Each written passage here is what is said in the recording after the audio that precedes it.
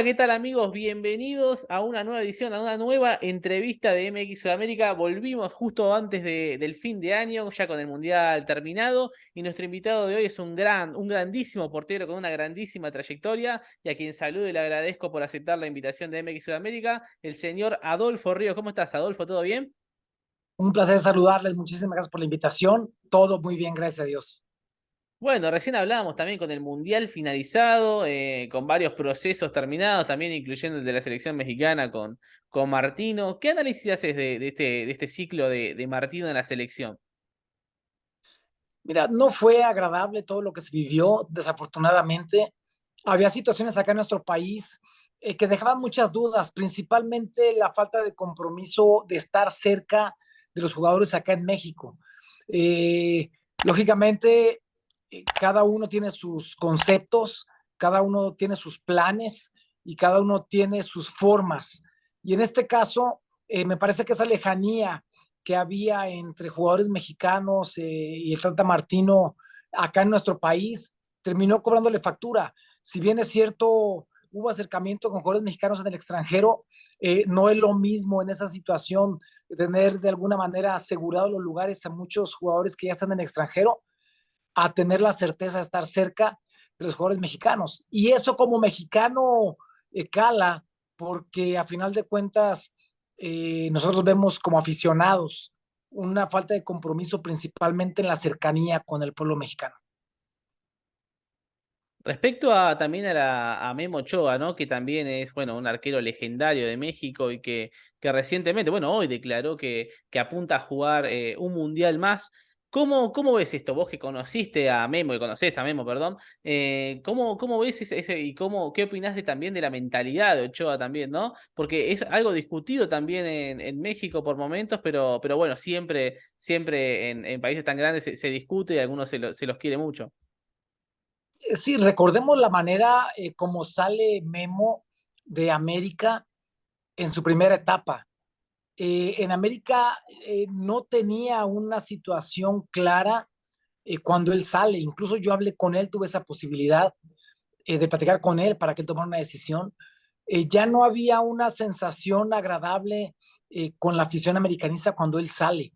Entonces toma la decisión correcta, algo que platicamos con él, para que él pudiera buscar nuevos horizontes y quedar de alguna manera con lo que representa ser el primer arquero a nivel internacional en Europa como titular, y él lo consiguió.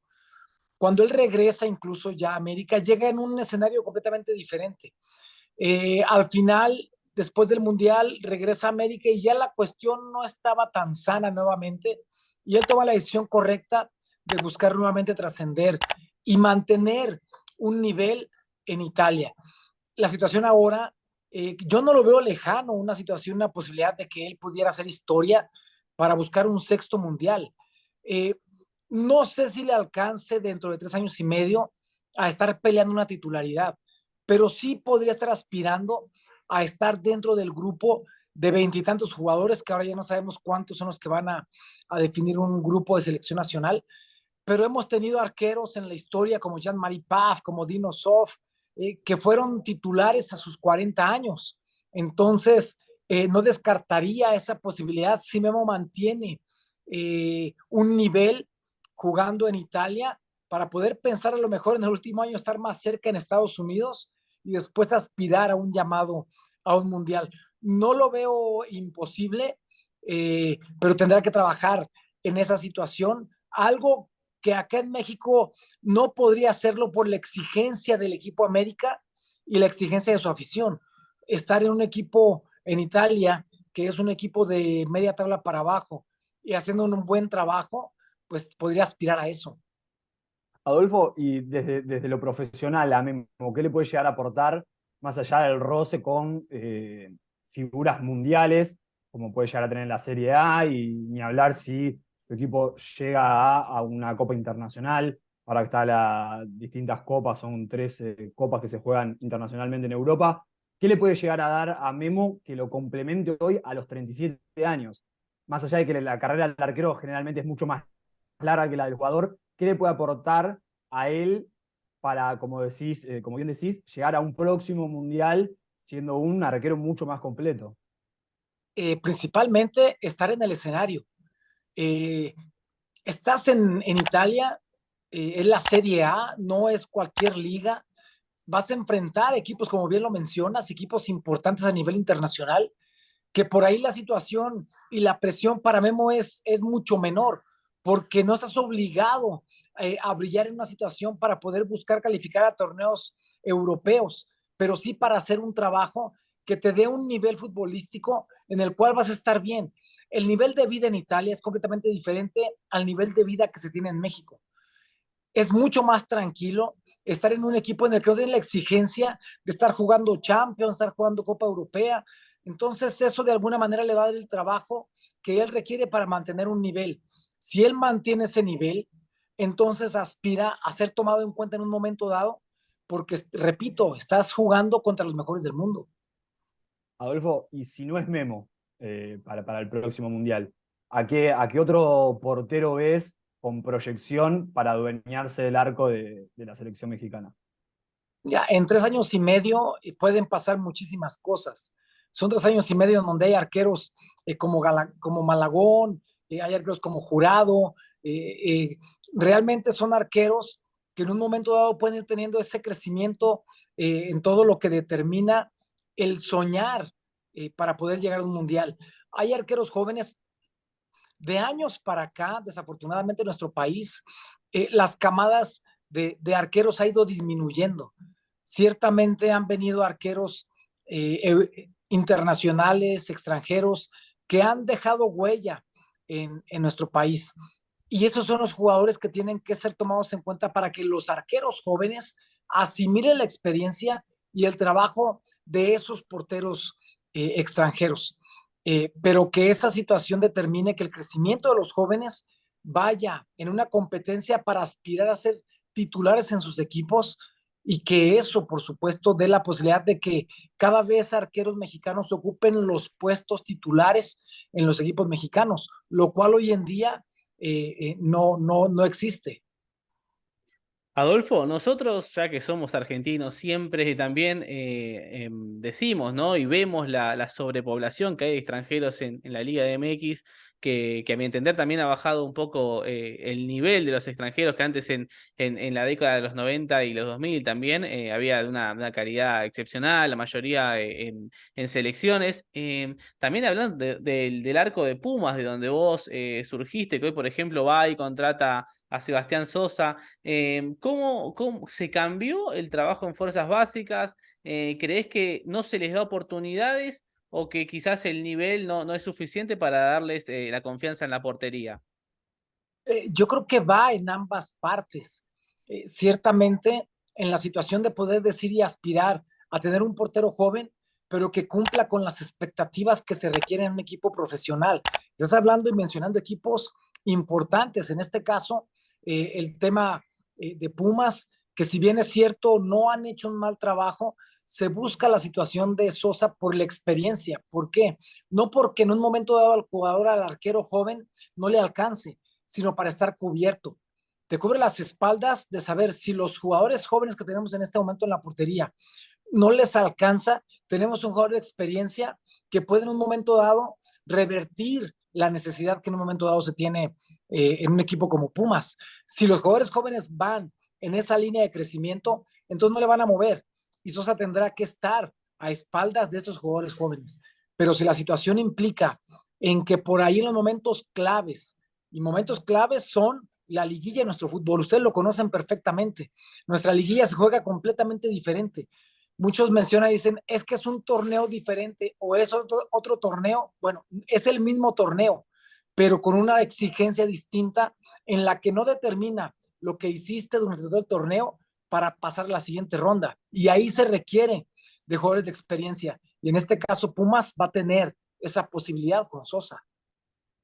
Hablando un poco de tu trayectoria, de tu gran trayectoria, jugando en clubes muy Gracias. importantes, ¿cómo fue ese primer partido jugando, representando a Pumas en la portería de Pumas? Creo que fue en un segundo tiempo contra Chivas, pero pero ¿cómo fue para vos que la luchaste tanto llegar a debutar profesionalmente?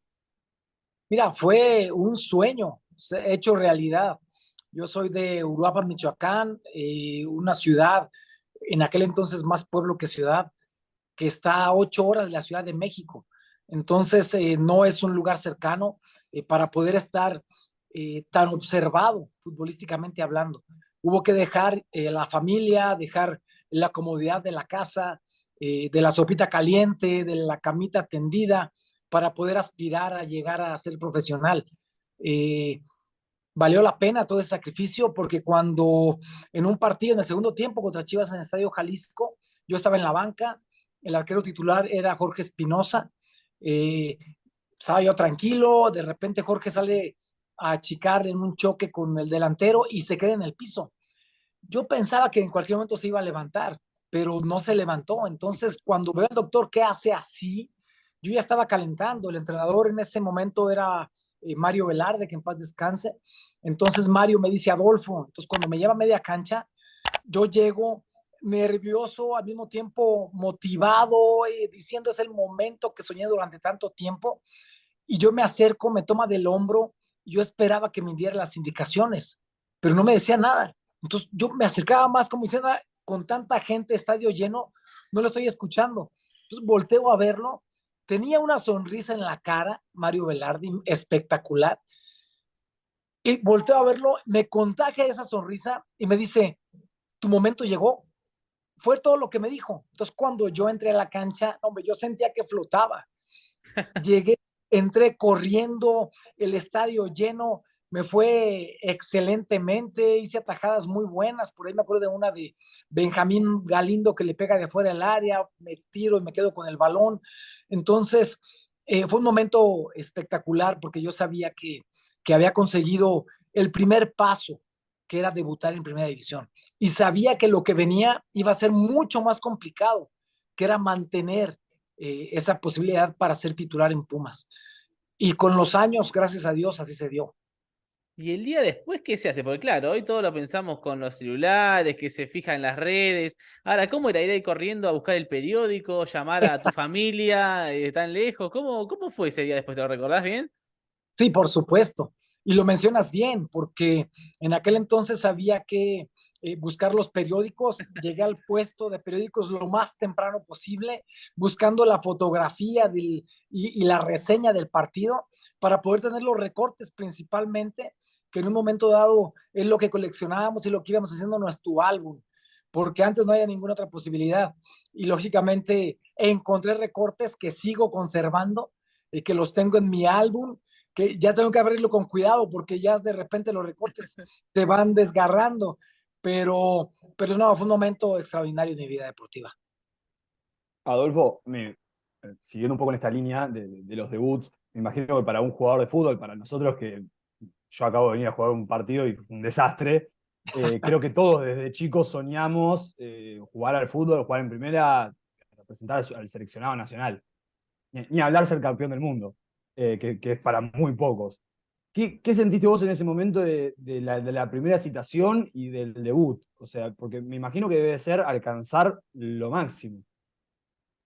Mira, enfrentar a un equipo y debutar contra un equipo que de repente pudiera ser a lo mejor inferior en la situación de historia que en ese momento representaba estar en Pumas, tal vez hubiera sido menos atractivo, menos agradable, pero debutar contra Chivas en el Estadio Jalisco, contra uno de los equipos más emblemáticos en la historia de nuestro fútbol, sí llegó a otro nivel ese debut, porque en ese entonces los partidos que pasaban en televisión no eran los que hoy en día te pasan, hoy te pasan todos, incluso en Liga de Expansión, todos los partidos se los pasan.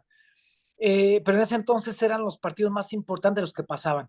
Y en ese partido, lógicamente, la atención no solamente era de nuestro país, sino también del extranjero en Estados Unidos. Entonces, fue muy motivante el saber que tanta gente vio mi debut y que lógicamente representaba un tema de emoción, un tema de logro, pero principalmente un tema de haber conseguido con tanto sacrificio la posibilidad que te ganaste dentro de la cancha para poder ser tomado en cuenta en un debut futbolístico. Y luego del paso por Pumas, tuviste el paso por Veracruz, de un equipo muy competitivo. Hace poquito hablamos con Jorge Gabrich, y bueno, recordábamos también todo el tema de la tiburomanía, todo el fenómeno que hubo en el puerto por aquellas temporadas. ¿Qué recuerdo tenés y cómo fue el cambio también de vivir en la Ciudad de México al puerto de Veracruz?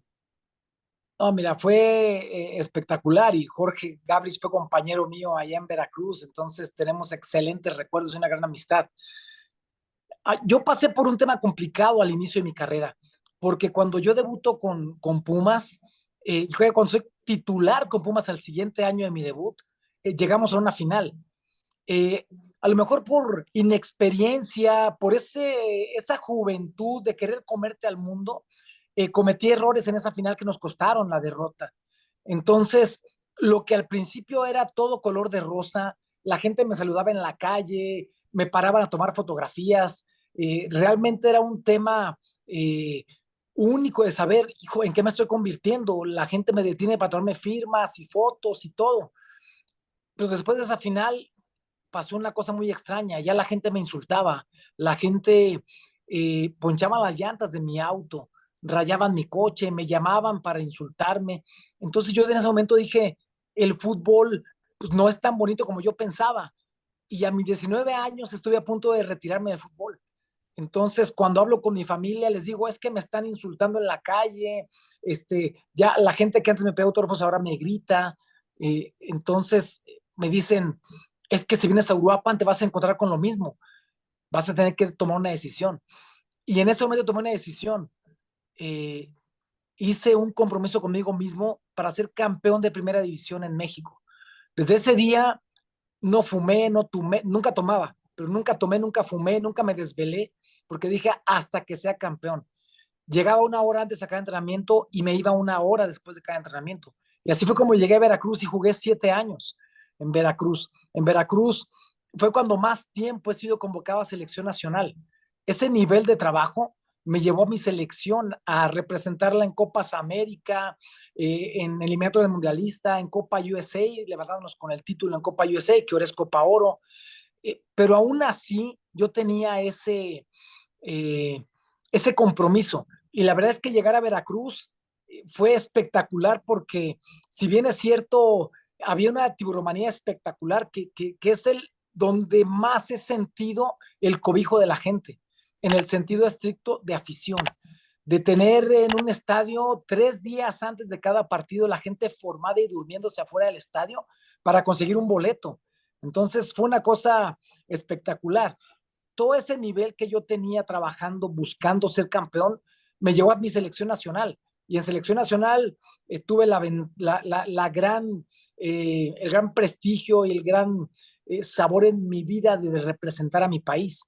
Eh, Desafortunadamente en Veracruz no me alcanzó más que para 2 liguillas, que trabajamos muchísimo, pero a veces esa falta de compromiso muchas veces y la fiesta que se vivía en Veracruz afuera de la cancha determinó que no consiguiéramos, creo yo, lo que pudimos haber conseguido con grandes equipos y grandes jugadores. De jugadores, estoy hablando emblemáticos, un Jorge Comas, que era un ídolo espectacular en Veracruz. Después llegaron Alexis Mendoza, Iván Valenciano, Leonel Álvarez, o sea, Níver Arboleda, que en paz descanse. O sea, llegaron jugadores de muchísimas ¿Palma partes. estaba? Perdón, Omar Palma. Palma, por supuesto, Omarcito Palma, eh, después Horacio Rocha, o sea, había una cantidad de jugadores de un nivel para poder llegar a mucho más de lo que conseguimos. Pero repito, desafortunadamente, lo fuera de la cancha en Veracruz absorbía demasiado. Y si no había ese compromiso, nos llevaba a tomar malas decisiones.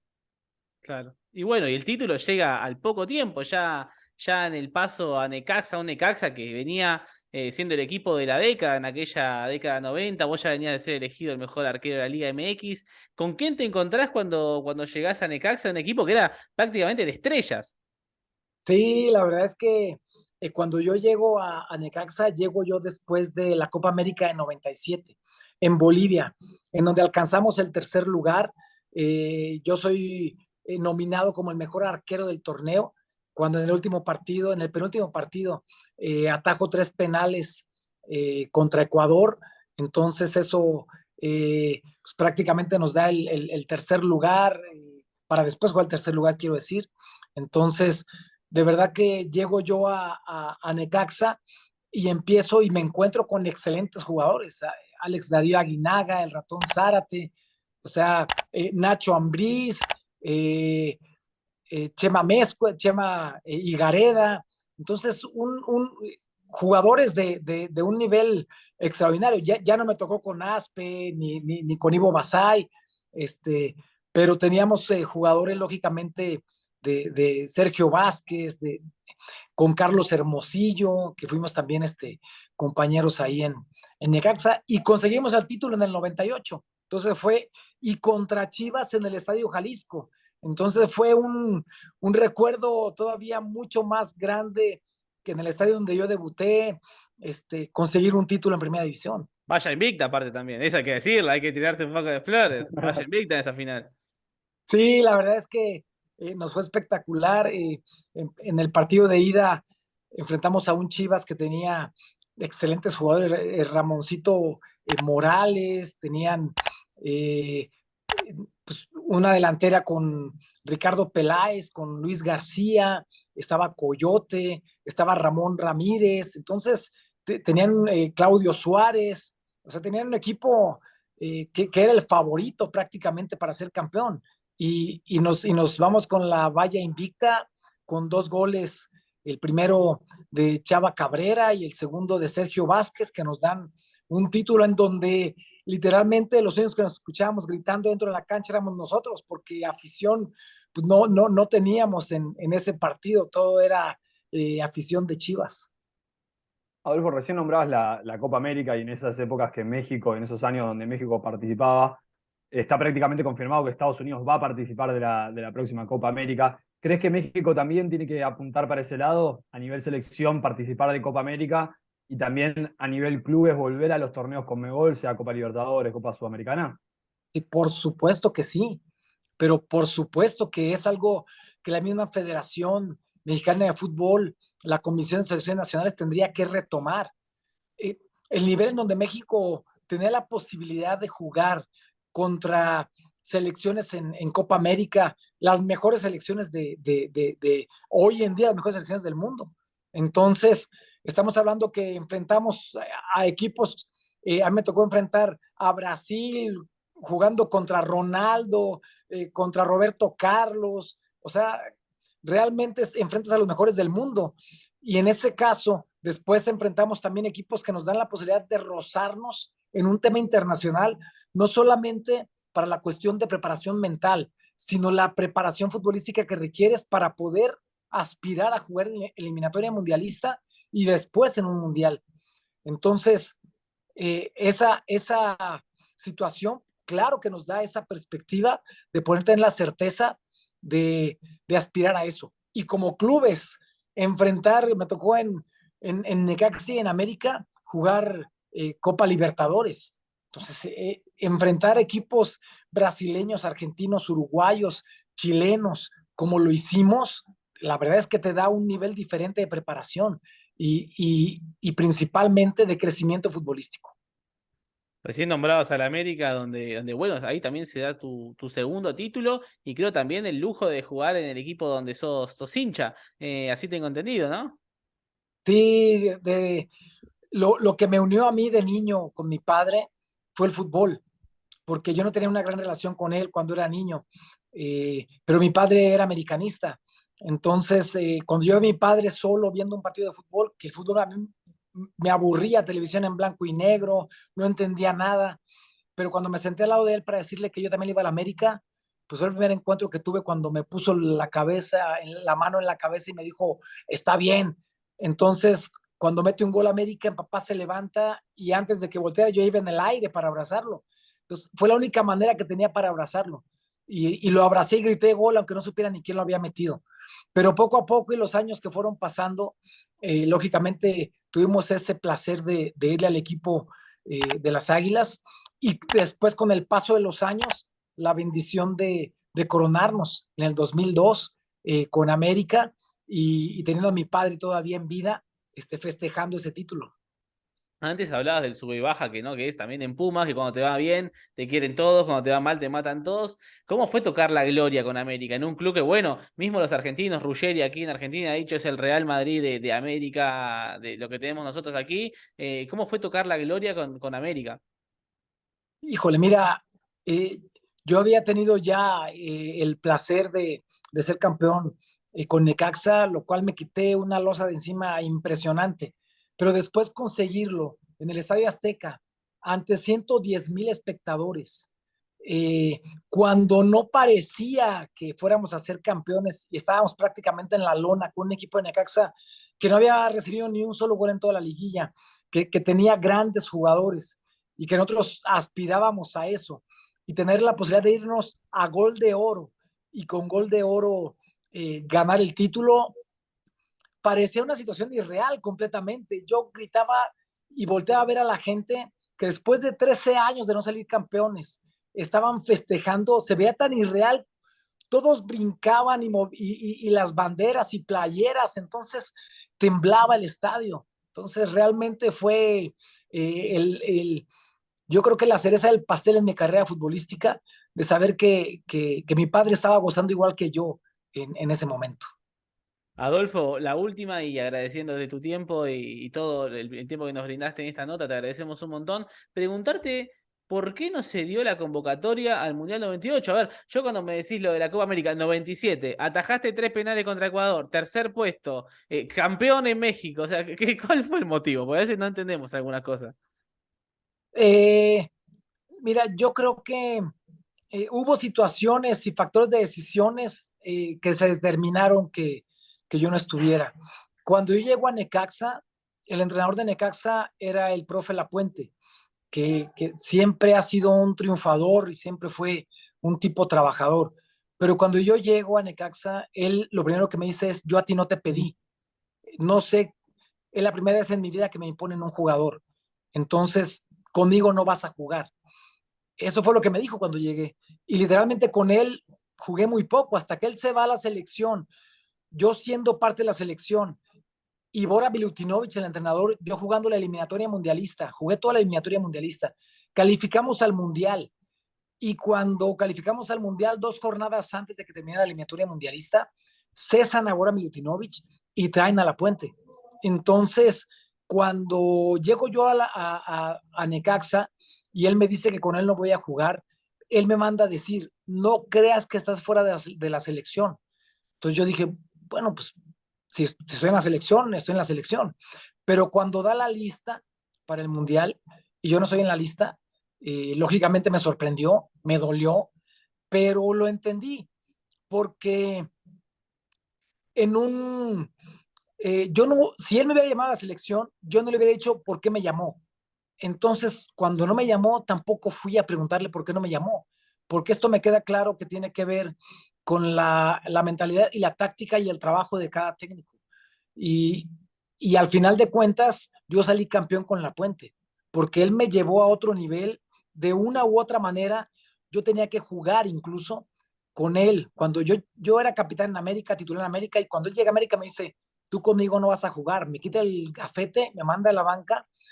Hugo Pineda se lastima en el primer partido que juega y ya no tiene nadie más a quien meter más que a mí. Entonces él me llevó a otro nivel de mentalidad de reto para poder retarme a decir, voy a jugar con Lapuente, aunque él no me quiera. Y él terminó pidiéndome que jugara los partidos de Copa Libertadores y los partidos de liguilla en América. Me sentó en frente a su escritorio y me dijo, necesito que juegues todos los partidos. Yo le dije, profe, estoy listo. Me metió todos los partidos. Cuando salimos campeones en media cancha, me lo encuentro enfrente. Dudé qué hacer. Dije, no sé si me tiro una barrida o lo abrazo. Entonces le grité, profe, somos campeones. Llegó, me abrazó y al oído me dijo, Adolfo, gracias, somos campeones. Entonces, cada entrenador tiene sus formas y lógicamente La suya me evitó un mundial, pero me llevó también a otro nivel para poder llegar a concretar un título que hoy en día se sigue recordando después de una sequía de 13 años. Adolfo, muy buena la historia con La Puente y agradecerte nuevamente por el tiempo y por haber sido parte del ciclo de entrevistas de MX Sudamérica. Es un verdadero honor poder haber hablado con vos. Al contrario, yo les agradezco muchísimo que me permitan compartir con ustedes este tipo de experiencias. Les mando un abrazo fuerte. Qué placer que ustedes estén tan involucrados con nuestro país, con lo que es la Liga MX. Y estamos a la orden. Cuando quieran, estamos con ustedes. Un abrazo y que Dios los bendiga. Muchísimas gracias y amigos, así pasó la entrevista con Adolfo Ríos, a quien le agradecemos nuevamente. No olviden suscribirse al canal, dejar su me gusta y su comentario, que seguiremos subiendo más entrevistas. Un gran abrazo y muy buen año para todos.